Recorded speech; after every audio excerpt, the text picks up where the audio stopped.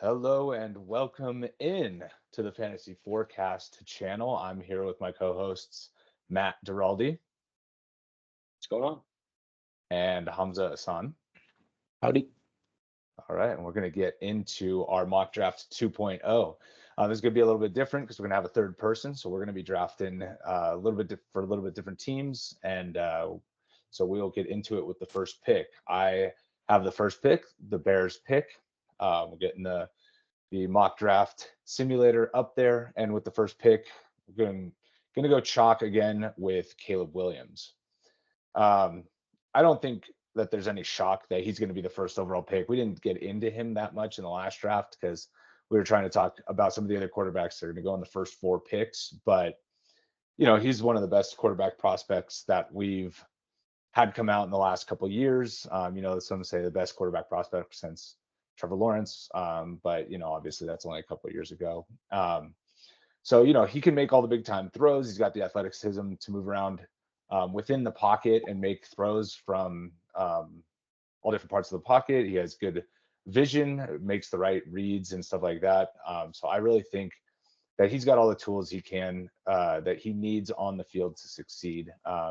He's been a little bit interesting in the media, so that'll be interesting to see how he handles the podium. I know there's a lot of people that think that's an important part of quarterback's job. So, I think overall that Caleb's going to be a really strong pick for the Bears, and I think they're setting him up to success. Since the last time we did this, they traded for Keenan Allen. I think they're either going to get a receiver or an offensive line later in the first round, and that we're going to get a good look early on if Caleb Williams is going to have been worth that pick.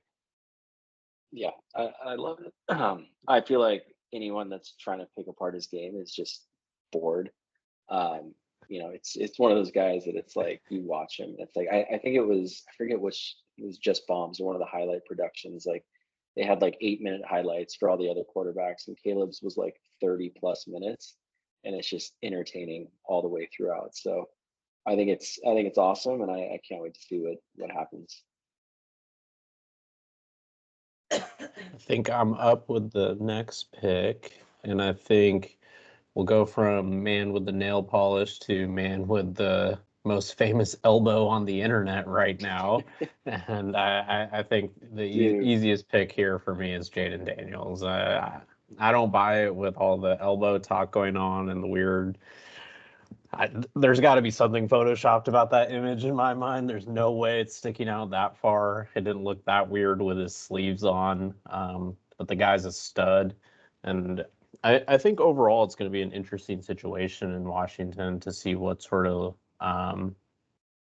leash the starter being Mariota gets before Daniels kind of takes over the reins there. And they had a bad O-line there, right? So I think they were bottom 10 last year, but they've got good pieces with the wide receivers, running backs, tight ends. So it'll be kind of an interesting situation to watch throughout the season and see, does he take over in training camp? Does he take over in preseason? Is it like week 4? Or is it just later down the line when, if and when, in my prediction, the Commanders are out of playoff contention and kind of just trying to see what they've got with Daniels then. So, but I think this is a locked and loaded pick at number 2. I know there's hype coming for May right now, but I think it's all smoke and mirrors just to kind of throw off the scent. But I think it's smoke and mirrors from Vegas too. Drake May is the odds-on favorite to be the number 2 pick as well. That recently changed since our last mock draft as well. Vegas is just reacting to where the bets are going. I think people are just throwing money at the elbow, in my opinion, or against the elbow, I guess is what's happening. So I'm not buying it, even with the line moving. I think when we get closer to the draft, we're still 2 weeks out. I think it'll be a little more clear with Daniels there. Yeah, I think that's good. Dan Orlovsky thinks that he's the top-rated prospect, so I could see him going there. Another positive for Daniels, I think, too, going to Washington is having a safety valve like Eckler isn't something that everybody gets as a rookie to, have easy throws, be able to calm down. I think that's a good match for a rookie quarterback to have somebody like that on the offense. Yeah, that makes a lot of sense. And as scared as I was of Daniels going to the Patriots just with no weapons, I do think with Kingsbury and the weapons that they do have, and, especially McLaurin and Dotson, I think there is a real possibility this succeeds.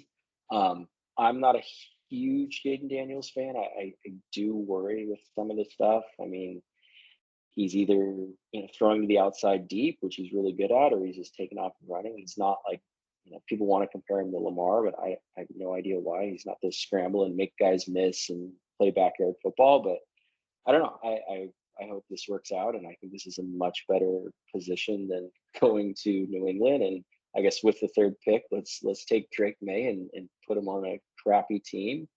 I think for me, Drake May is tier 2, but I think he's a clear tier above Jaden Daniels. Just his upside is huge, and with the Patriots, they've got a lot of needs. They have a glaring need at left tackle. They could go alt here, but I think the possibility to draft a future franchise quarterback with the upside that May has is too hard to pass up. I've talked to some hardcore Patriots fans, season ticket holders, and they all have the same sentiment. They're like, look, we hit the jackpot the last 20 years. Like, we just want to build it right, and we can be patient. Like, he can sit behind Brissett for half the year, whatever that might be. They're not going to the playoffs. They can continue to build. I just think that this guy he's awesome. Some of the stuff when you dig into his stats is, for one, he rushed for almost 500 yards and 9 touchdowns. He had 9 interceptions, but only one of those was on 3rd or 4th down. So, he does get sloppy on 1st down, 2nd down, gets a little, airheaded-ish, but, when it's time to produce, he's awesome. And so I think that their supporting cast in North Carolina was horrible this year, a lot worse than it was last year. He had big time offers to go play at bigger schools. I heard he turned down a couple $5 million offers unconfirmed. So he's loyal too. So I'm super excited for him, and it's not going to be a 1-year turnaround, and hopefully they don't feed him to the wolves because there's no one to catch passes on the Pats. But yeah, I think the sky's the limit in the right situation. I wish that it was Minnesota trading here because I think he would be awesome. But yeah.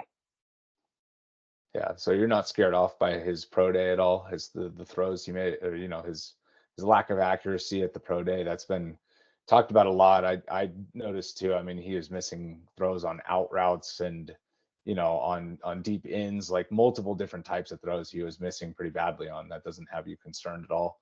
Don't think his draft stock is going to drop at all. He threw more than anyone else at this pro day. I think he threw like 80 some passes. So he can get a little errant. And I understand that. I don't really take too much stock into Jim Shorts. Like, I have a lot of good pro days at the park, 6 IPAs deep. So I don't really care. Just hucking it deep to Gavin, just like go deep. But I think that it's kind of that prospect fatigue where May is supposed to have been the number 2 the last couple of years, and we're picking too much into it. And he lost the guy who ended up going to Indy last year, the 3rd rounder, and then he had Tez Walker this year, but only for like half the games because the NCAA did their typical BS suspension. Their O-line was trash, but we'll see. He's going to a bad situation, and I don't know. Hopefully they can build it right around him.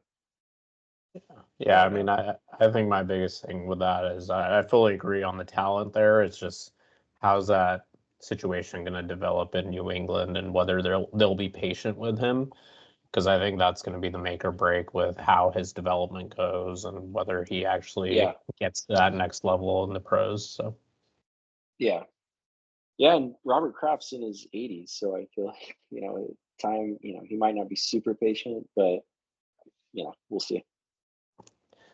All right, so moving on to the 4th pick, we're gonna have this be a trade again during this mock draft, and we're gonna have the Vikings come up to 4 again. And for the purposes of this draft, we're gonna have both of those picks going to, or both of their picks going to the Cardinals. So there will be other parts of that trade to make that happen, but for the purposes of this video, we're gonna stick to just how it impacts the first round this year. And with that 4th overall pick, yep, he already has it fired up. Yeah, JJ McCarthy. Yeah, because you're not moving up. I think maybe instead of getting into McCarthy so much this time, like I've talked with Matt and I've talked with like my dad about moving up in the draft and then taking a receiver. And like that's not going to happen. So like if like the Chargers, even though Marvin Harrison's going to be there, like that pick isn't going to be as coveted if they're not going after a quarterback. So I think moving up here makes sense. They have to move over the Giants, who likely would be in the running for a quarterback. They got Daniel Jones on 1 more year, but they really don't need to play him if he's not going to be playing well, and they can move on from him after this season. So like in McCarthy, if they did decide to sit McCarthy, that is something that would be on the table for him, I think. But the Vikings here, I think they're excited to have their guy here. And I know Matt and Hamza, I don't think you guys are the biggest fans of McCarthy, but made a major step from his second year in college, became the starter, and then obviously won a lot of big games, including the national championship this past year. Good team around him. Wasn't asked to do a ton, right? He averaged under 200 yards a game. So, the stats aren't going to pop off the page. But he does have a big arm, and he is able to make all of the throws. Accuracy, I think, comes into concern when he's under pressure. And that's something that with the Vikings, hopefully that they can scheme him up a little bit to get quick hitters to, the 2 excellent receivers that the Vikings have in Justin Jefferson and Jordan Addison. So my thought is that the scheme and the system and the weapons around him are going to help him succeed early on, and I do expect him to start if the Vikings do trade up to get him like this. And I don't dislike McCarthy. I just don't like him as a top 5 pick in the NFL draft. Like I love Brock Purdy, and I think that he's awesome, but I don't think that he should have been drafted top 5. And I guess this could be a different tangent, but I feel like teams see. I mean, he was the last pick in the draft. I know, but I feel like teams see people like him, where if you get a good enough guy on a rookie deal and build a good team around him, there's a formula for that. And if they think McCarthy's ceiling is just a little bit higher than Cousins and they don't have to pay for him, like by all means, like I totally understand it. But buyer beware a little bit, but I see it. I think the biggest thing with McCarthy was I went back and watched some of his tape, and he does go through the reads, and that's something you don't necessarily see with all the guys. I think one of the biggest knocks for Daniels, right, is that he's a single read quarterback, and outside of that, there wasn't much there. And so that's one thing going back and looking at McCarthy's game. He is behind a good O-line, and there wasn't a lot asked of it, but when he did need to make those reads or roll out, he was able to read the game in that way. So, and he's had arguably the best coaching too, and so he can go in and be pro ready, and like he's a good leader, and he's a hell of a roller skater. I don't know if you've seen him on rollerblades, but this guy can move with the best of them. So he's an athlete for sure. But yeah, we'll see. I'm really excited to see what happens with him this year. All right. Well, I'm glad you brought that up real quick on his ability to move. I'm glad you brought that up because I feel like that's a slept on part of his game too. He had like 70 attempts for 350 yards and 5 touchdowns on the ground. So in his last year. So I think, that is an element to his game that might be slept on. Yeah. In Michigan forever was like, they couldn't get over the hump against Ohio State because they didn't have that elite level prospect. Like McCarthy was like, I want to say the 3rd ranked quarterback in that high school class that included Caleb Williams and Quinn Ewers. So like he was a 5-star, maybe 4+ type guy. So it's not like he's a total sleeper. So I just, I don't think he's taking on board with the terrible stats. Yeah. Yeah, I see his bad games. He had no stats in college. Can we please someone give Marvin Harrison to the Chargers? Okay, here we go. You're moving on. All right, so moving on. I am intrigued about that roller skating thing. I don't know what part of Pro Day you were watching on that, if it was on ESPN The Ocho, but I didn't see that. It was the cone drill or something. Yeah, exactly. Did on skates. But yeah, so I think the next one, for all the Chargers fans out there, I think we saw Keenan Allen leave BMW. I mean, at this point, with Eckler gone too, there's not really anyone for Herbert to throw to. And I mean, with the Marvin Harrison Jr. sitting there, kind of falling into your lap, I there's needs elsewhere beyond that. I think there's needs on the O line, obviously running backs somewhere to fill as well. Interior defensive line is maybe a question mark too, and maybe additions there that could be positive for the Chargers and get some depth. Mhm. But at this stage, I mean, you're talking about a generational talent that's being talked about with Marvin Harrison Jr. I'm not even sure what's left to be said about him that hasn't already been said in all sports news, whether it's his size, his ability to run routes. I think this is a locked and loaded pick with Marvin Harrison Jr., and there's not much else there. Yeah, I agree. I think he looks like a third year NFL player at Ohio State. Like he's just awesome, and they need him. Yep. Moving on to 6.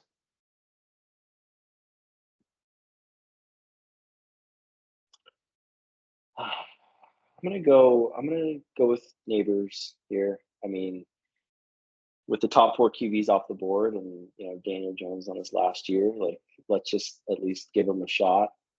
They made some acquisitions and have a solid defense, so they need a true alpha. We don't know if Waller's retiring yet, but hopefully Hyatt takes a step forward, and Wandale is good at the role he has. But with Saquon gone, there's not really anyone that teams have to game plan for on the defensive side. So yeah, they need a spark, and this is the guy here. I think it's pretty obvious. Yeah, and he tested so well in his pro day too. I mean, the 42-inch vertical and the 4.35 40 was, just unbelievably impressive. And I think with Marvin Harrison not working out, that there's a lot of conversation of like, hey, what's the deal? Why aren't you going to try and compete here? Why aren't you going to try and make this, go after what Neighbors just showed us he can do? But I don't think that's going to help Neighbors jump Harrison, but I think it at least put him right up there in the conversation with him. And so I think that the Giants are going to be stoked to get a athletic prospect like Neighbors, to lead their receiver group. And I think, it helps give them a better look at Daniel Jones, but I also think that, he can be a building block if they decide to move on from Jones moving forward as well. So it's like it's a twofer with that type of pick there where, they're going to give him an elite prospect and they're going to give him, the ability to try and show what he can do. And then if he isn't going to, then Neighbors is the guy in the offense moving forward. That's a good point. Yeah.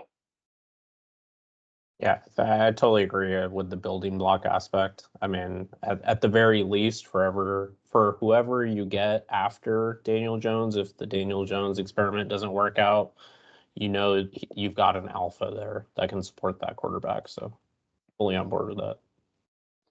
So going down to 7 now, the next pick here with the Tennessee Titans, this is a slam dunk for them. They have to be overjoyed with the fact that they're going to get the top offensive line prospect in the draft here down at 7 in Joe Alt. Just a huge player and somebody that's going to fill a major need for them in front of oh my God, I'm blanking on Will Levis. Geez.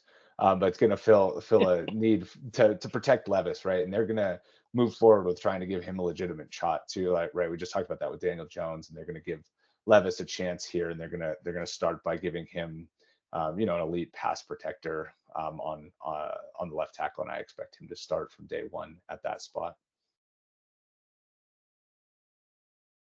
So maybe moving on after that, this pick I'm like pretty intrigued by, because to me I think this can go a whole lot of different ways. So I'm curious to hear what you guys think also, because at this point, right, the Falcons, they've got Kirk Cousins there. So they've got their quarterback on their deal. They've got Bijan Robinson. They've got Kyle Pitts. They've got Drake London. I mean, that's a Yeah. and they've lost Arthur Smith. So I think we can all say that the offense is going to take a step forward. Thank God. and so for me, I think in my mind they can go a couple different ways. I think the big needs there for them are either edge or corner for Atlanta. I've seen a couple scenarios where they could trade back also, depending on who's interested down below, depending on how some of the quarterback picking situations go above them. But I think here in this scenario, they'd probably prefer to go with edge rusher, and I think they're going to be super excited to be able to get Dallas Turner out of Alabama. I mean, the guy's a stud. I think he he's huge, and he still ran a 4.46 40, so he's got insane speed. I think his vertical was like 40 plus inches in Indy. Yeah, So he's like he did it at the combine too. And so like the guy's an absolute monster. And I think Atlanta's just going to be excited to have them as a kind of a key building block to use on their defense as well, where they needed a lot of help. I think that's the right choice. I think they do need a corner, but I think 8 is too early. I don't think there's really like the blue chip corner prospects of years past. So if they do trade back, maybe they address corner and someone like Jared Verse later, but I just have a hard time believing they pass on Dallas Turner at an area of need when they just signed their quarterback. And I wouldn't put it past ownership to draft Rome Odunze just because the last few years that's just what they do is draft the best skill position player. But I think this just makes too much sense. Yeah. And I think especially coming off now that Raheem Morris is in town too, defensive oriented head coach, I think they'll probably use that as a way to kind of build. Yeah, I think that's a good pick. I think the other angle to this that we took in the last mock of the Falcons trading down, and they don't like we said, this doesn't fill a specific need, so it seems like a good opportunity to trade down. And with the Bears sitting at 9 and likely in the market for a receiver, anybody that wants to come up at this point in the draft, so the 8th pick is a lot easier to trade for than the 4th or the 5th pick in terms of capital needed. And this would be the time where they could come up and get a Dunze. So, but yeah, we'll stick with Turner in this pick. Yeah, that's a good point. And I guess moving over to 9, that's where I have them taking Rome Odunze. I think that Keenan Allen, obviously he's older side. I think it's 1 year left on the deal. You've got Caleb Williams and Rome Odunze on rookie contracts. I think you just give the fans something to be excited about and give Caleb his weapons and see what happens. I think it would just be a no-brainer here. No, I mean, I think they'd be stoked to get Odunze. For me, I have Odunze as the better prospect than Neighbors, to be honest. I mean, whoa, whoa. Easy. The guy is just a stud. I mean, I maybe it's just me, and maybe like I've got that soft spot, right? But I just don't think the Pac-12 gets enough like credit. And what he did at Washington was just unreal. I mean, you have him going for, he had almost 100 catches, 1,600 yards. I mean, and he can run the route tree. He's a big receiver, big dude, and he's fast. So I just don't think he gets enough credit for what he did at Washington, even though he had Penix throwing. And I know we all like Penix in this group here. So, but I think Chicago would be stoked to have him there as receiver. Yeah, I don't think that he's on the same level as Neighbors, though. I mean, I understand what you're saying, and that the Pac-12 doesn't get enough credit. I'll be the first person to tell you that. And that he had an excellent season, but it's not exactly like LSU isn't known for producing awesome wide receivers. Like, I don't know. I think Neighbors is, in terms of a prospect, just on a tier above Odunze, and I guess I'll be happy to be proven wrong. The other thing about the opportunity that they're going to get, obviously, Odunze going to play with Caleb Williams versus Neighbors possibly looking at playing with Daniel Jones. We'll find out how good they are, but the stats in the early parts of the year, I could see favoring Odunze, so it'll be interesting to see how that plays out too. Going down to 10, and my computer's about to die, so I'm going to run out and go get my charger after this pick. But I'm going to go with Fuaga at this pick for the Jets, offensive lineman. I think they're going to look not only to protect Rodgers. Fuaga didn't give up a sack in his last 2 years at Oregon State, which I think is obviously impressive, right? We just talked about the Pac-12 being better than we give it credit for. So, maybe the defensive line prospects aren't necessarily as good out of the Pac-12, but he's still very good in pass protection. But is also like known for and is better in run blocking. Like, he's very much a force on the line with his run blocking ability, and getting somebody like that in front of Breece Hall, where they can establish the running game and help take some pressure off of Aaron Rodgers, I think will make him a good fit with the Jets and what they're trying to do on the offensive line. Yeah, I think this is a really smart pick because it sets them up for long-term success too at the position. I mean, they did address right tackle and left tackle in the offseason, but those are two, older guys. I understand that. The only pushback I would have is, they pretty much got the chips all in. I think someone like Brock Bowers would really just put them over the edge in terms of, the highest ceiling, I guess. But I really like the pick. I really like the player. I just feel like where the Jets are going in the roster setup right now, I can see Bowers being the pick here. But I love it. I mean, I love the player.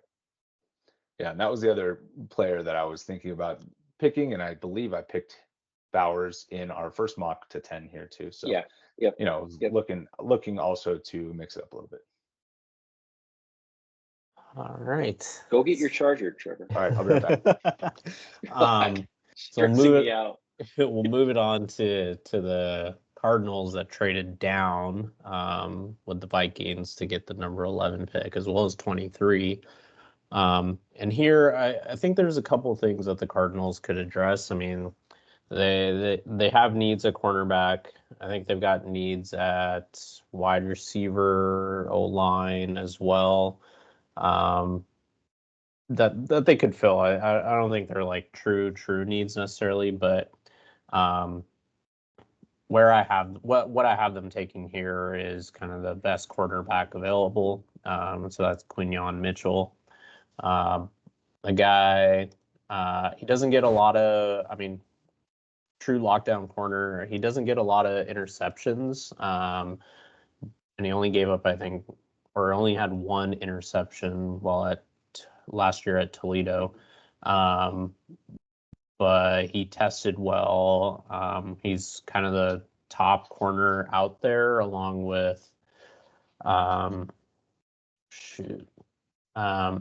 So, yeah, exactly. Arnold and Terrion Arnold, and for me, I think they go with Mitchell here to kind of help them with the defense. So I like that pick. My fear with Mitchell is, like you said, he only had very low interceptions. When you watch him, like his hands are not that good. I mean, I understand he's a cornerback, but like he muffs a couple easy interceptions from bad competition. I guess on the competition piece, it's like the reason I'm having Arnold, I think, creep ahead of him is just going up against LSU wide receivers. But we've seen guys from small schools be successful all the time, and I think Mitchell's great. So I really like the pick here. But sometimes when you watch him, God, that was just such an easy pick that you dropped, and these quarterbacks are throwing ducks, but no, he's the top guy for a reason. So I totally get it, and I like the pick here. And I think a lot of the hype is also coming from a couple of years ago, right, where he had, it was that one game where he had multiple interceptions and multiple pick sixes, and then he had a ton of passes broken up. So we'll see how it goes, but I think the talent's there to make him successful. I agree. I am up with Denver, and I'm gonna go Leatu Latu here. Denver is interesting because they're kind of in a messy situation right now because they have absolutely no quarterback. They've got Jarrett Stidham and some Italian guy, and it's not even like they have like Gardner Minshew or yeah, or like a serviceable back like a Jake Browning or a Sam Darnold. I think Stidham's made like 3 or 4 starts or something in his career. But unless they trade up to take one of the big boys, I think this is too early for someone like Bo Nix, and I don't think Penix really fits with Sean Payton. Maybe they trade back, and I don't think that they have a second round pick this year. I'd have to double check, but they should really focus on rebuilding, and they get arguably the top one, maybe 2 or 3 pass rusher in this class. High floor. I think his injury issues have been cleared. I know that was a couple of years ago, but in that division, you're going up against Mahomes and Herbert and things like that. I considered corner to go out, opposite Sertan just for the same reason, but I think getting to the quarterback might be a little bit more valuable, and they get a good guy here.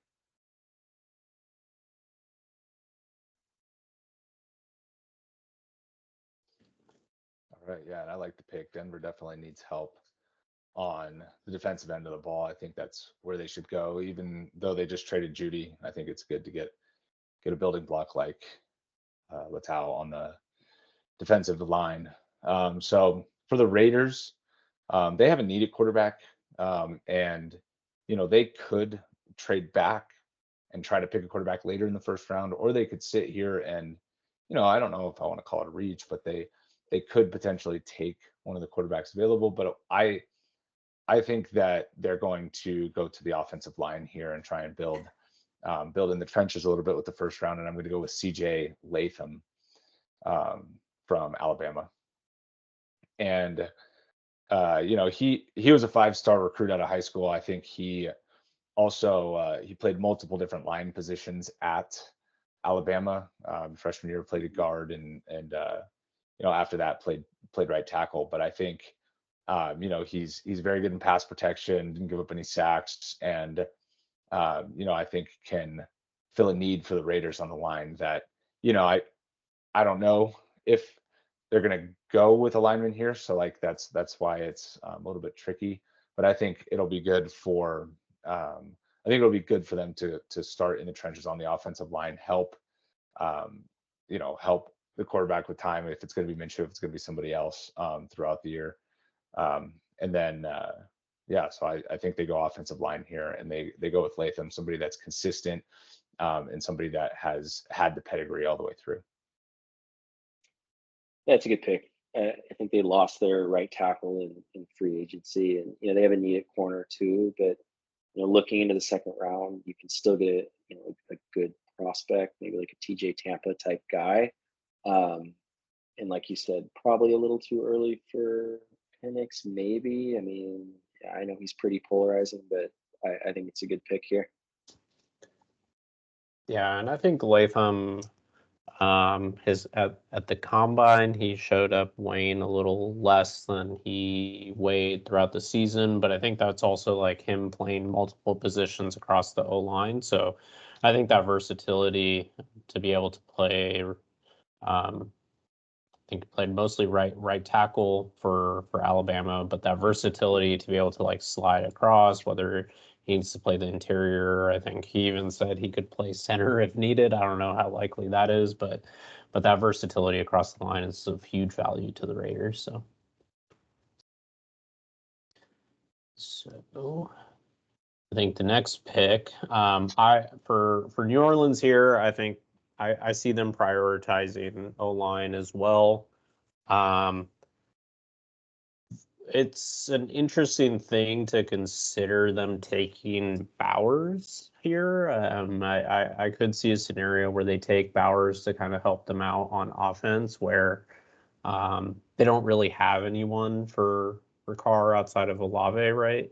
So it's kind of a good piece to complement the offense there, but the amount that offensive line gives up hits on the quarterback, I just don't see them missing out on the Penn State guy, Olu Fashanu.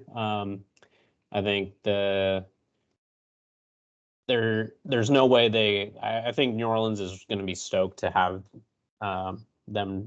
him drop to them.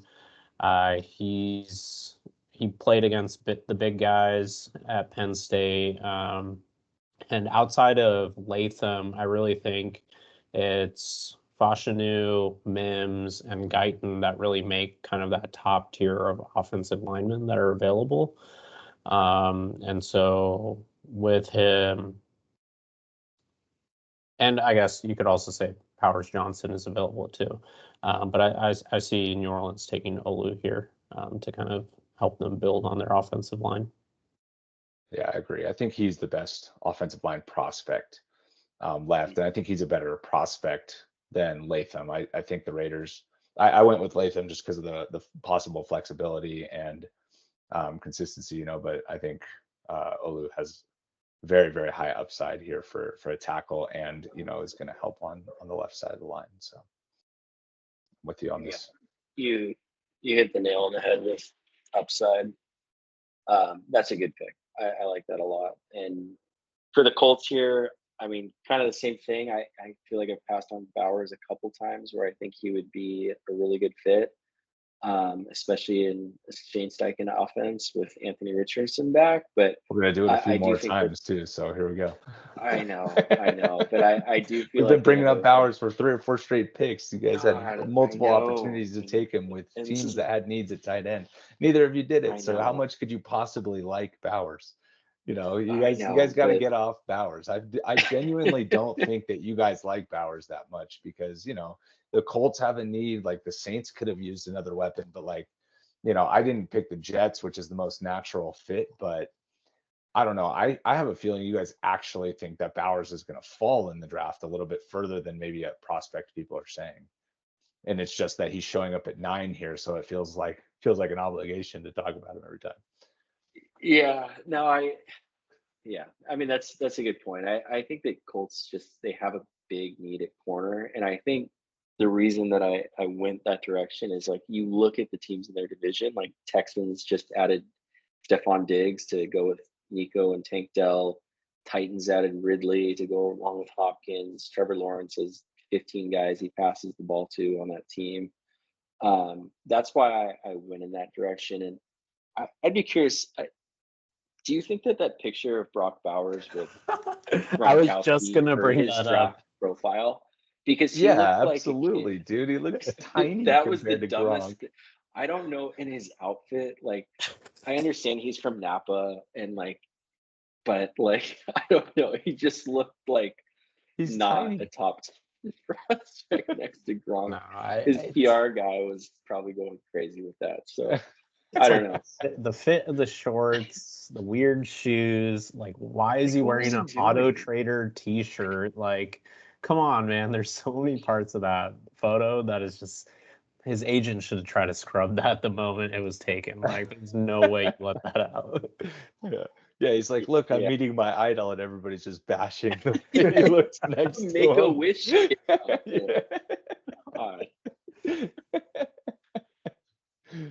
Oh man. So maybe he slips to the second in this mock. We'll see at this stage. Yeah, I like the Arnold pick though.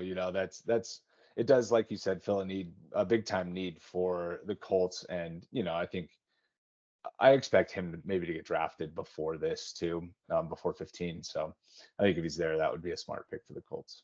Yeah, fully agree. I mean, I think we can talk all we want about teams having like needs and what they want, but you hit the nail on the head with the idea of the AFC South just being kind of it's going to be a bloodbath this year, and teams are reacting to moves that other divisional opponents are making, and you just can't not see that spread offense that's going to be coming from Houston, in my opinion. Yeah. Okay, so going into 16 with the Seahawks, we're staying true to our 1.0 mock with this pick. I'm going back to the well with Michael Penix Jr. I think that Seattle has Geno, right? But it's not like he's on a long-term deal, and they do need to start looking to the future a little bit at the quarterback position. And having Penix have already played in this offensive system, right? The offensive coordinator for the Seahawks was Penix's former offensive coordinator Right. at Washington. So I really think that's going to help his development. I think it's going to help. It's a natural fit here. And he's got the big arm. He can make all the throws. I think sitting is going to help him because he does have some mechanic issues that he could clean up. Sometimes when he gets if he gets pressured or his platform gets knocked around, where his slower arm slot ends up making him errant. So cleaning those things up in practice, getting used to the speed of the game, getting used to playing against NFL players, I think is going to do him a lot of good, specifically to clean up those things. And I think we saw in the playoff that he's able to make all of the throws. So in a different draft class, he might have been the prize at quarterback. And I think with 4 quarterbacks kind of projected to go in front of him, that's kind of made him less talked about. But I do think he still has all of the tools that he needs to succeed at the NFL level. Yeah, I'm a big fan of Penix. I mean, we saw what he did at Washington. I mean, he did suffer a bunch of injuries while he was at Indiana, obviously, but I mean, he also led Indiana to a great season. I might have been their best season, right? In quite some time. So he can do it across multiple systems, across different situations. So I think that kind of speaks to the processing talent as well. I think everyone always talks about his tight spirals that he throws, even though they look weird coming out lefty. Though I'm sure Matt don't hate on lefties. Though I'm sure Matt loves his throws more than he loves Tua's. So, not even close. Obviously.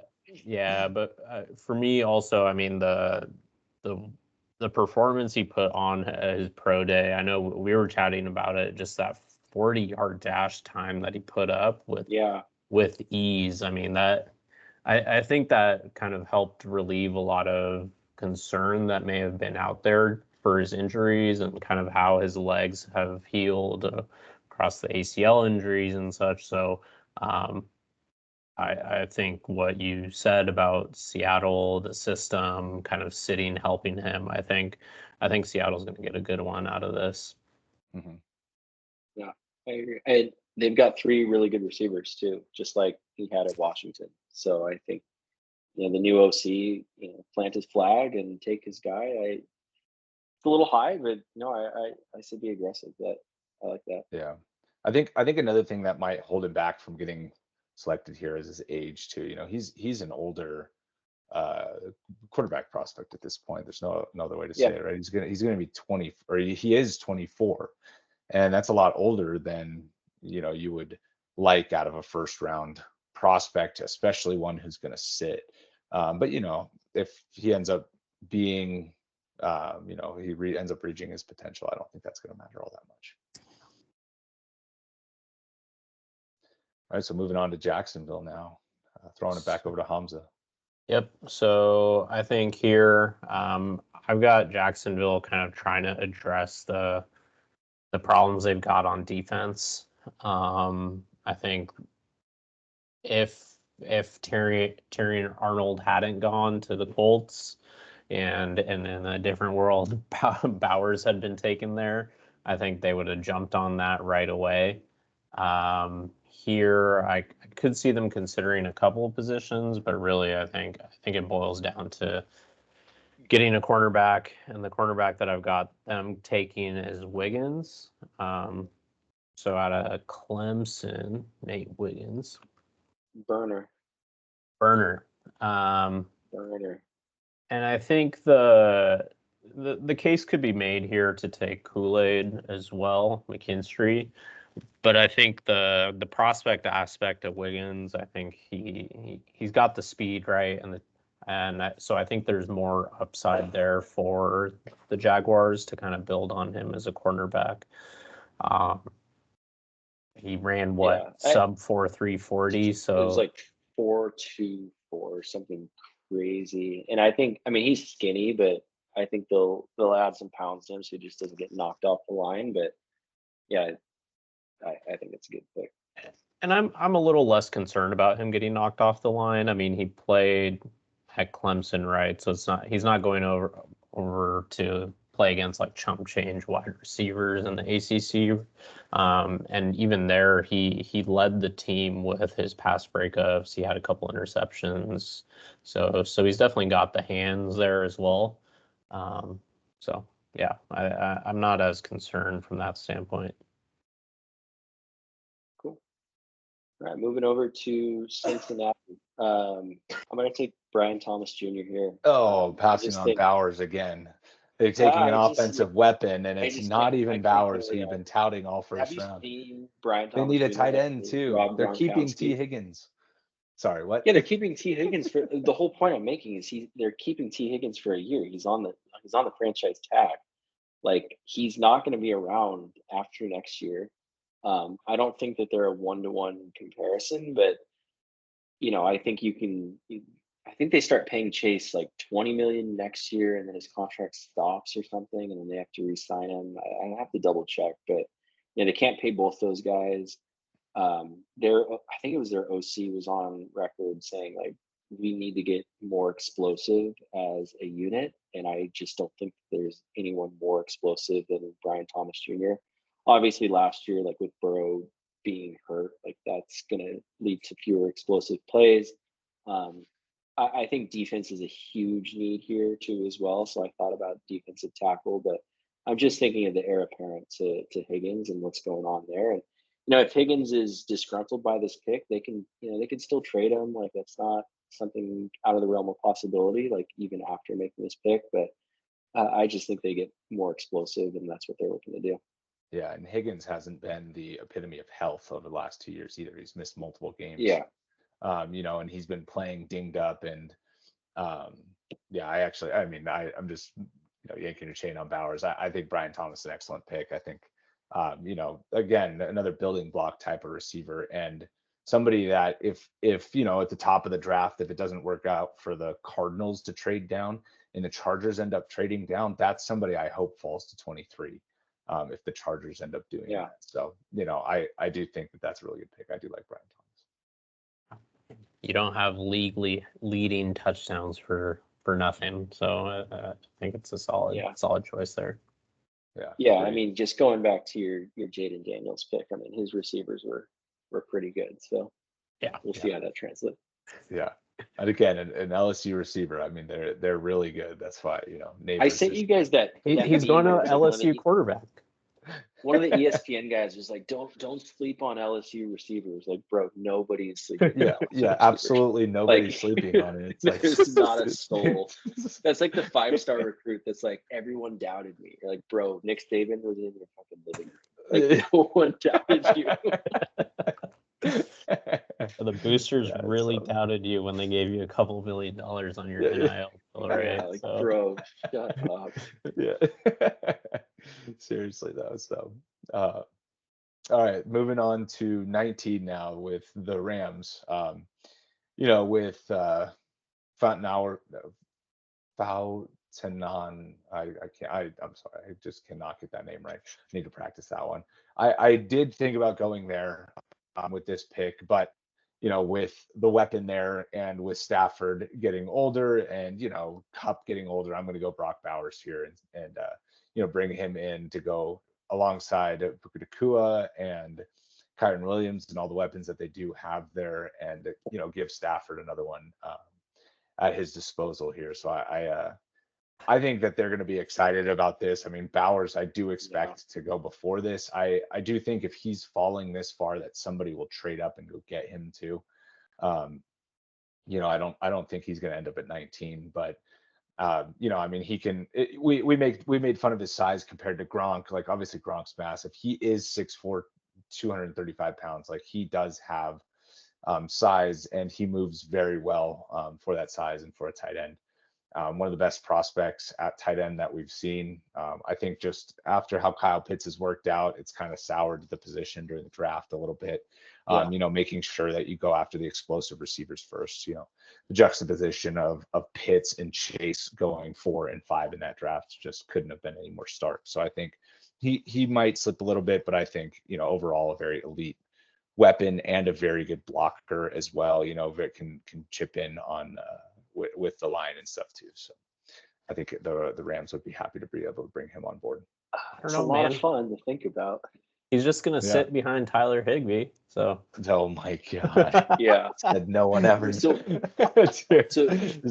Tyler Higbee obsession continues. God. Trevor, where would you put, and not to put you on the spot, but where would you rank Stafford if this happens? I mean, yeah, I think Stafford he's always going to be underrated because of, possible injuries and his inability to run, right? But in a 2 quarterback league, like, I really think that this could push Stafford up into the top 15 or into the top 12 even. He's going to get drafted at 20 or 22. He kind of has been down there for the last couple of years, but I also think coming into this year, it's going to be a little bit different because it's going to be a full year of Puka in camp, knowing that he's going to be the 1 or the 1A, however you want to look at it. Kupp isn't going to have the hamstring injury coming into the year. So, like, he's going to have that weapon at his disposal all year long. And then if Bowers is there too, I think this might impact Kyron Williams's passing game role if this does happen. So I might knock Kyron down a little bit, but overall, going back to your question about Stafford, I think top 12 is going to be very fair. And I think the decision between him and like Tua or him and Deshaun Watson, I think could start to become a difficult one to make. Not really. I mean, not Tua. Not Tua. Not Tua. Like, Tua's a top 8 fantasy quarterback, still hating on him. Like a noodle arm, but whatever. He's throwing a Tyreek Hill, man. Tyreek Hill makes quarterbacks. So, yeah. So moving on to pick number 20. So, God, where to even start with this team? Oh my God. I got needs across both sides of the ball. You can see it listed here. My PFF Not a quarterback. It says what? Offensive tackle, offensive center, cornerback, wide receiver, safety. I would put. Yeah, I told you, no quarterback. They got studs all over the board at quarterback. They're gonna run that 2 quarterback offense, Yeah. They're gonna run read options where Fields is the running back. Triple option, quadruple option.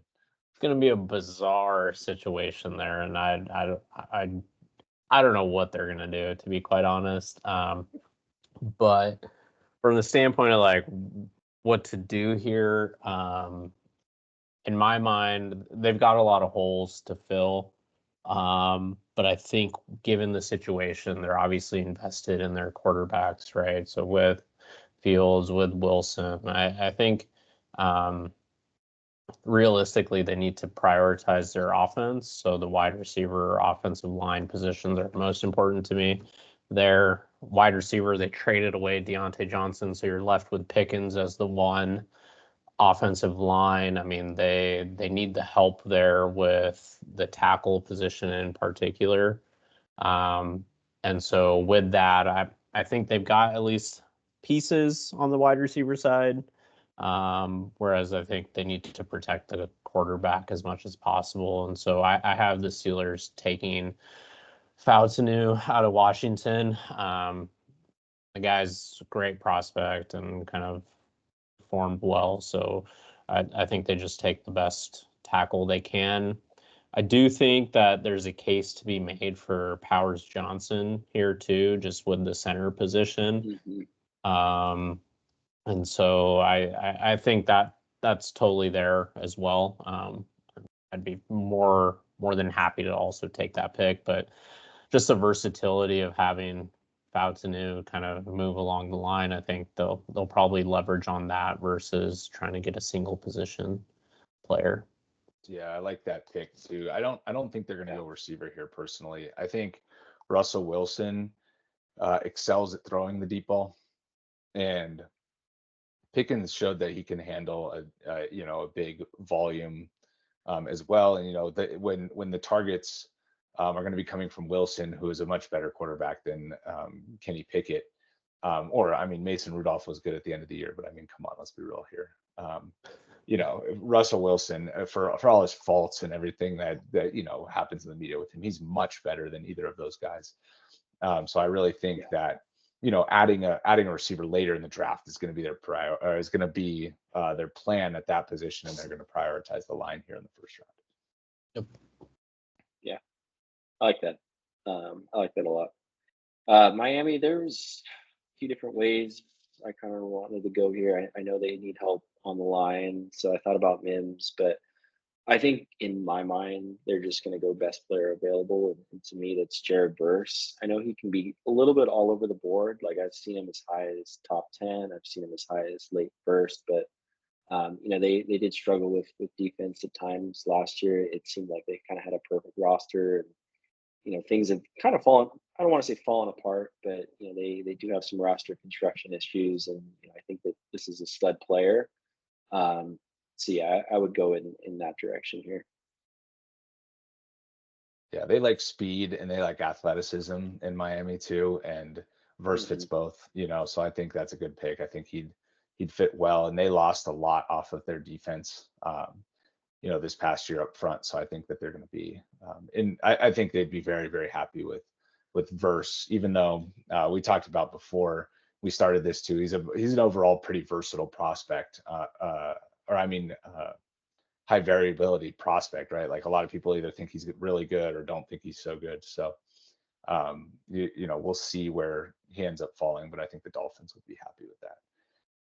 And so building off of what you said just before, Hamza, with the Steelers pick, they have a need at center, and the Eagles, just lost Jason Kelsey to retirement. So most natural pick here, and something that is, obviously a glaring need when you have a Pro Bowl level player retire, Jackson Powers Johnson to the Eagles here.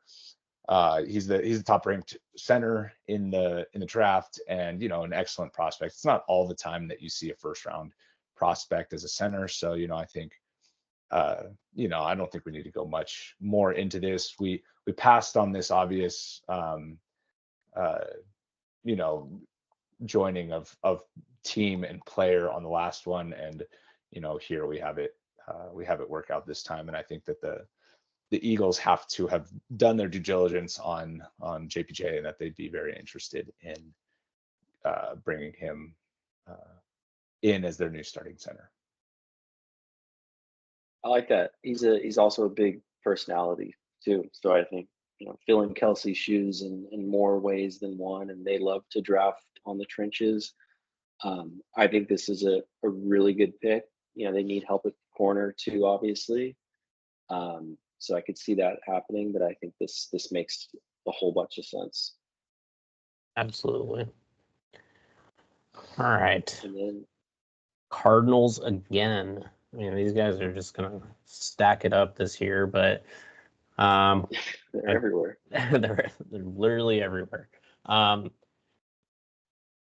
think it's a pretty easy pick here. In my mind, I think they're going to try to help out Kyler as much as possible. They've committed to him, and I think they're just going to focus on that offensive line piece and take Amarius Mims. not really much to say out of that. I think to me, it's going to be a clear cut pick for them, taking whatever best offensive lineman is available. And I with think this immense upside. Mm-hmm. Yeah, I think this is I agree that they're probably going to go offensive or a lineman here, right? But like with this specific situation, if they are able to get Mims, high upside, very good prospect, but also end of a tier from the offensive line positions, right? There's there are some other guys, right? We're going to get into Guyton here in a little bit, but there's Mims in terms of upside and talent. I think they would be very excited to get him here. And if if they miss on him, that they might end up going in a different position because they do have another pick later in the first round. Exactly. Yep. And I think there's enough depth at the other positions that exactly they'll wait for their next picks in the draft to fill those out. And I was trying to tee up a little controversy for the next pick too. So Matt, who you got going next? Oh, Cowboys are so weird, man. Did they say going in the offseason they were going to be aggressive and they spent like $1 million or something? Yeah. And they've got Derrick Henry said they didn't even call him. They've got Rico Dowdle as their number one. I don't really know what they're doing. Maybe they're just kind of playing the waiting game, seeing what they're going to do with Dak next year. For me, I'll just kind of pull from the offensive line pool again here and take Tyler Guyton out of Oklahoma. I think that it is a big need for them. They lost their left tackle Tyron Smith to the Jets. They lost their center. Guyton's maybe not as high level prospect as some of those other guys, but they need it, and protecting Dak is key here. So let's go that direction. Yeah, I mean, I honestly don't understand what Dallas has been doing. How do you lose Tony Pollard and then not call any one of the crazy list of running back free agents that were available this year? It just boggles my mind. I think they have PTSD from Zeke. I think they're not interested in signing anybody, and they'll draft somebody in round 4 and make it work. Well, they're drafting a running back, at least one, but yeah, they'll draft the third best prospect in the draft in round 4. He'll be the starter, and if they need additional help, they can bring in somebody off the street like J.K. Dobbins, who's still unsigned. That's what I think they're thinking at running back specifically. They're not looking to spend any money at that position when they're going to have to pay Dak $50 million. It's just kneecapping the salary cap and their flexibility in terms of being able to sign free agents. They had expiring contracts on multiple different other high-end players, and it's like they're just in cap hell. I don't think they're interested in spending even 1 cent on running back right now. I wasn't surprised really to see them not go after anybody. Yeah. And they got Michael Gallup off the books too, which I think could open the door for another late round receiver for them too. So I think they're going to be fine on offense. Yeah, are you pretty convinced they're going to re-sign Dak? I don't see how you don't. I mean, if they don't re-sign Dak, I feel like they're going to have 10. They're going to have 10. Dak's going to have 10 teams calling him. I agree. I totally agree. I don't care that Dak. I just think if they lose in the first, they're in the playoffs all the time. Lose in the first round again this year, we'll see. Yeah, what are they going to do at quarterback? Move to Trey Lance. Yeah, they're going to go to Trey Lance. Yeah, they're going to sign Gardner Minshew, for a cheap deal and try and rebuild the rest of their team. They're going to go get Justin Fields and pay him a Jameis Winston style deal. I don't know.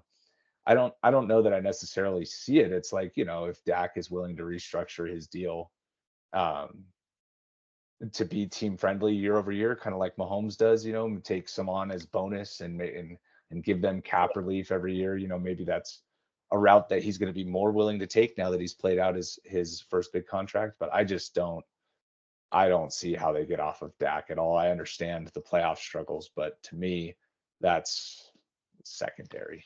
Yeah, I mean, Dak's still a top 10 quarterback in the NFL. They're gonna have to do something because I think they're bottom 10 in cap space this year. They've got to do something with Dak. they've got to do something with CD too. I mean, CD is going to be an unrestricted free agent in 2025. And I was just looking at what their cap allocations are, at least for the next couple of years. They're already tied up for 190 million next year.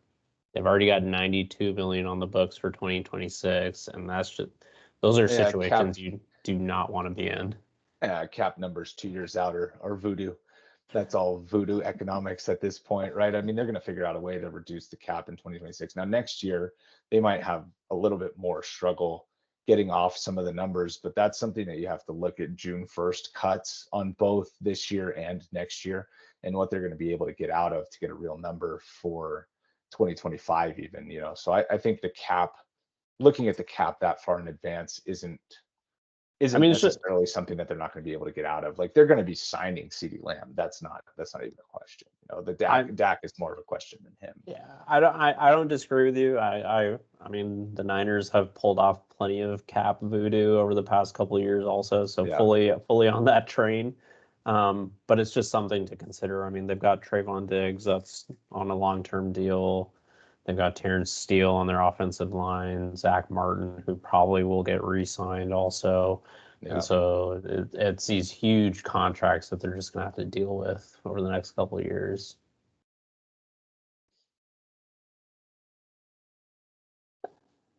All right, so let's move on down to the next team then. We got enough Cowboys talk in there, I think, for one episode. But yeah, let's go down to the Packers. I think is that my pick? Yeah. That is your pick. Nice. We pre-picked, and I do not remember picking Graham Barton at all, so I am not prepared to talk about him. I apologize. Do you guys know who that is? Offensive line. Out of Duke. Excellent episode right here. Excellent analysis. Let's see. I mean, I think it makes sense to kind of take offensive lineman, right? You got your stud quarterback, and now you're kind of building around him to make sure you protect him. I think the thing I read about Graham Barton was that he's super athletic, and that was kind of the main thing that was big about him coming out of Duke. And so you can utilize him at all 5 positions up front, even the center position.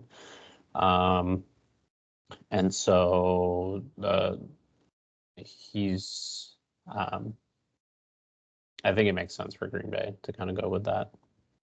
Yeah, I've seen some mock drafts of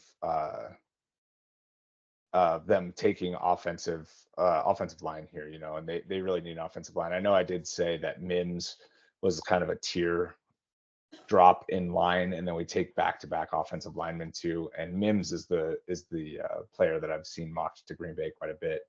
And I'm very hopeful that the line gets pushed down a little bit, or maybe they make a small move up to try and get a tackle with a little bit more upside. But yeah, so sounds like he's similar to Latham in the fact that he's got some flexibility in his game and is a little bit of an explosive player.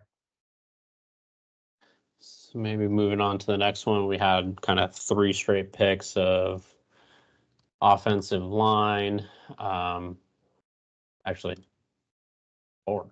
And I think I'll break the trend with a defensive player. And I think all signs here are pointing to Tampa looking to fill the spot left by Shaq Barrett leaving Tampa. So I think the easy pick here is edge rusher out of Penn State, Chop Robinson. I think it's a slam dunk pick for Tampa in that they're able to replace kind of a key defensive piece. I'd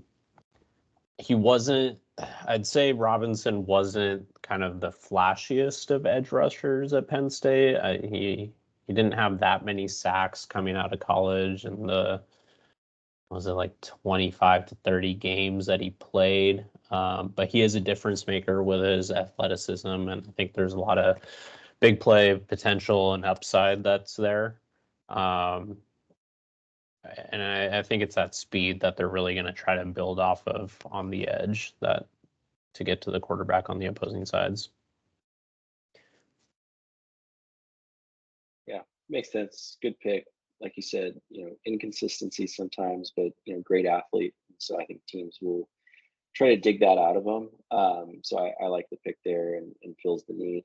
Moving over or back to Arizona for the third time, I think this just sets up so well to take a wide receiver here. When you trade back from the number 4 spot, you're essentially giving up on Marvin Harrison Jr.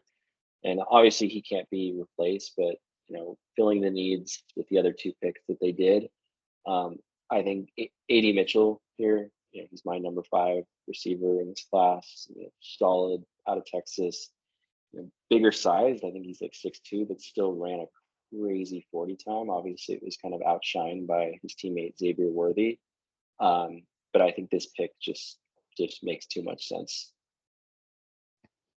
Yeah, and I think last mock too, we actually picked Worthy and not Mitchell.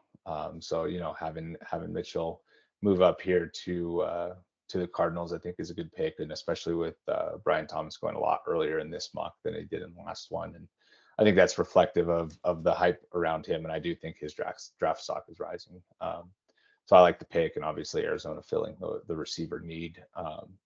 Passing on Marvin Harrison, but also losing Marquise Brown in the offseason to the Chiefs. So, I think this is a great pick, and using one of those 3 picks on a receiver, I think is for sure going to be the case for the Cardinals. Yeah.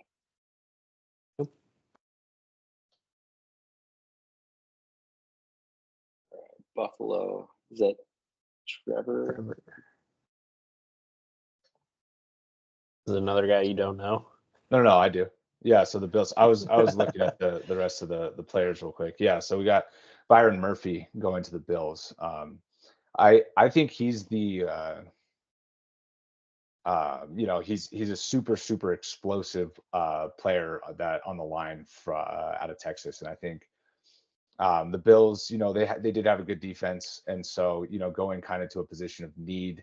When we were going over the pre-picks, Mitchell was going to be my pick here because they did just lose Diggs, and they have a major need at receiver now, and they also lost Gabe Davis, and so they're really hurting at receiver. So I don't know if they'd move up to pick Mitchell or move up and try and get Thomas at some point in the draft with this pick. But if they sit here and this is what they decide to do, I think that Murphy, I think he's a top, going with the best player available, I guess is just the best way to say it, because I think he's top 15 prospect, and getting him into the first round I think is something that can really help their defense and help them get a player that can help anchor their line for a while. So yeah, I don't know what much else to say about that, but I think this will be a team to watch in the first round for sure, and see if they do try and move around to get a receiver. Yeah, good point. Love it.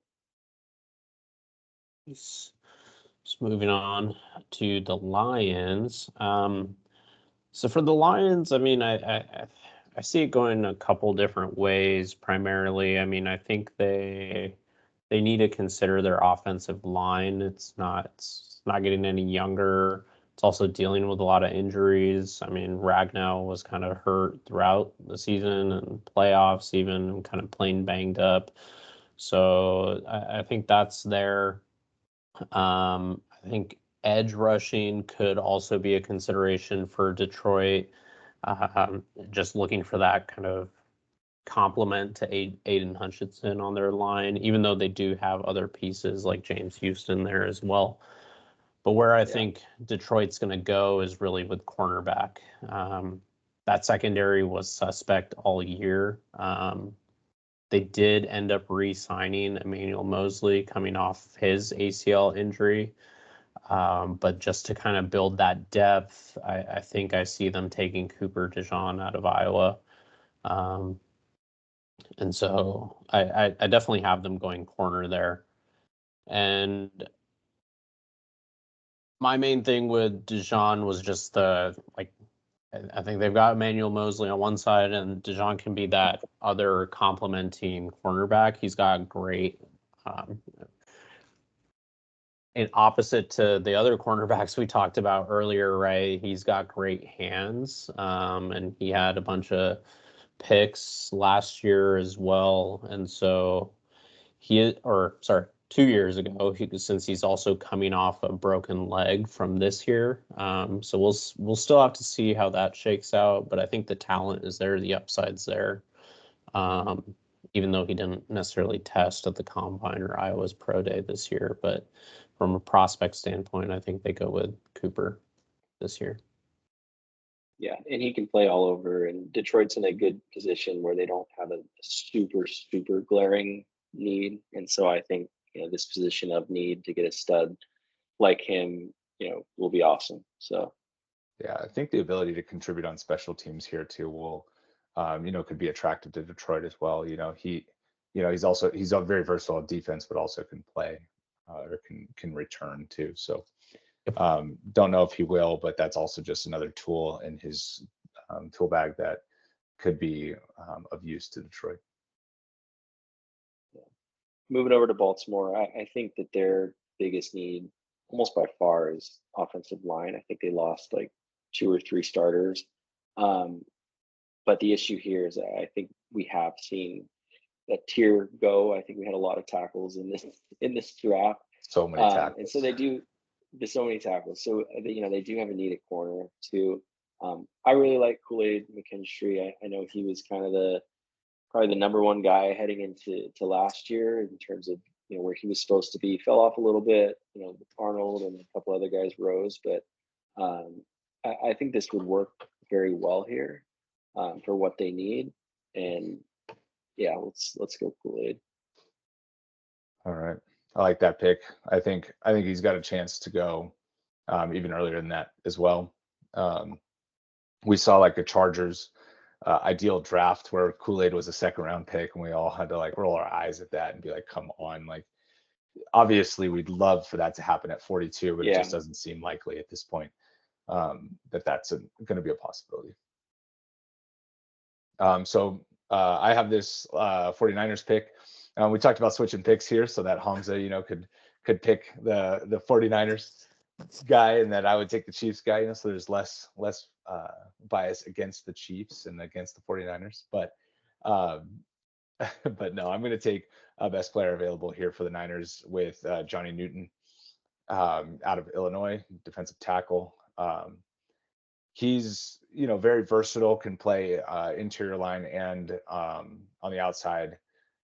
Very explosive, very good technique, very good hands. But the knock on him, the reason he's probably not a higher pick or a reason he might not go in the first round is his size. He's a very high level prospect. He was a Big Ten Player of the Year this last year. Big Ten Defensive Player of the Year this last year, and if All-American the last 2 years. Like he's got all the accolades, right? It was a very, very good college player, but at 6'2", playing on the defensive line, if you're playing against a big, long offensive lineman, it's just sometimes hard to, get in and really make an impact against players like that in the NFL. So. Not to say he won't be able to do it, right? He's got good technique, good leverage. So, he's fast and explosive. So, I think overall he's a very good player, very good prospect. I've seen him as high as, 12 on some boards and as low as 45 on some boards. So, there's seems to be a little bit of conversion on him specifically, but I think the 49ers, if they decide to go tackle, could defensive tackle could go Newton and bank on some of the upside that he brings. No, I think that makes a lot of sense, especially in this draft where so many offensive linemen have gone. Yeah, that was going to be if there's any of those top guys available. I think the Niners take one of those offensive linemen. I was just talking with Matt about like Trent Williams. He's still playing like a beast, but he's going to be like 36, 37 this upcoming season. So that's He really something to that bold. consider. Yeah, he's up there. So that departure's like pretty much gonna happen soon. I'm surprised he even stayed another year. But then if that's not there, going on the defensive line makes a whole lot of sense given all the departures on that line. I mean, we lost Leonard Floyd, we lost Eric Armstead, Chase Young's a free agent, Cleveland Farrell's gone, Randy Gregory's gone. Like that whole line was just decimated, and so I'm really bringing a solid piece in like Newton makes a lot of sense here. So I'm in on it. I'm in on it. You'd be okay with it? I think this is you would one have of made a those. similar, the same pick? Yeah. I Sorry, think Matt, this is one of those picks where 2 years from now we look back and say, how the hell did San Francisco get him at 31? I just think Yeah. that he's just such a prototypical Niners guy that is good and is, I don't know. I'm already annoyed because you and all my Niners friends fans. Like, I just think that I love this pick so much, and people are overvaluing his lack of size, and he's just Yeah. such a good football player. It's just going to work Yeah. so well for them. Yeah, and sometimes that gets lost in all this scouting. It's like, oh, this guy doesn't have size, and it's like, okay, just immediately knocked down regardless of how good he is. And like you said, Yeah. that could work in the 49ers favor here if he does fall all the way to 31. So we'll see. And so that leaves me with the great Kansas City Chiefs. God damn it. Just give him Bo Nix. I know you hate the Chiefs. I know, and with the 32nd pick, Bo Nix. Yeah, Bo Nix, that's for sure who they're taking. Just a couple years sitting behind Patrick Mahomes, and he can go get traded and be a backup somewhere I think else. he's older than Patrick Mahomes, honestly.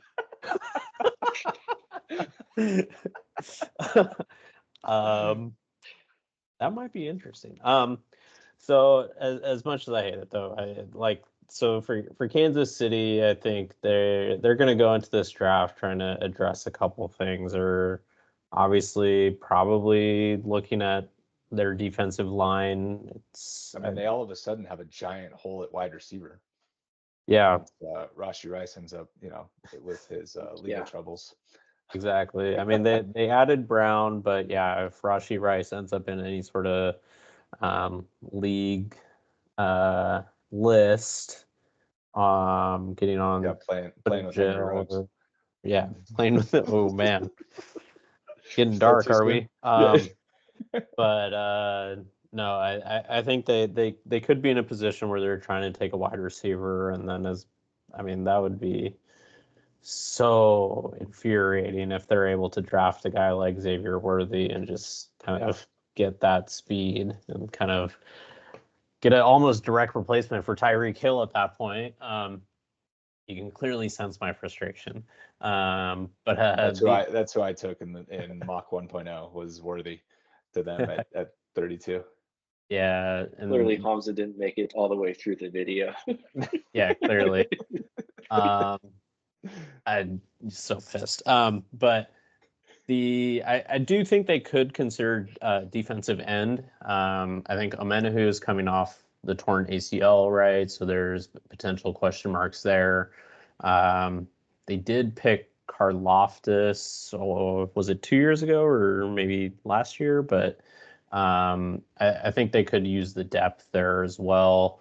But I think they'll probably end up taking offensive line here. And specifically, I have them going with Jordan Morgan out of Arizona. And I mean, there's not really much you can go wrong with here. I think Morgan, he's kind of played a bunch of snaps at Arizona, solid play, played well. He was all pro Pac-12, I think.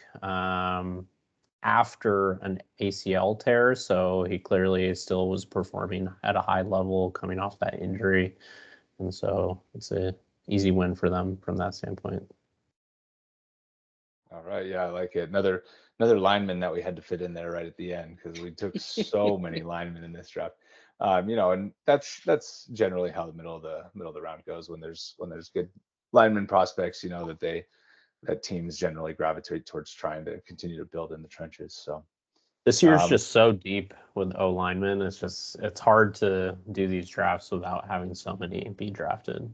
yeah, I think we had like 13 of them or 14 of them, but yeah. So, all right, that is our mock draft 2.0. We will have a 3.0 before draft day, and I'll let Matt say what the draft day is because I'm not exactly sure when the first round goes. Is it April 22nd, 23rd? It starts that week, I think. 3 weeks from today.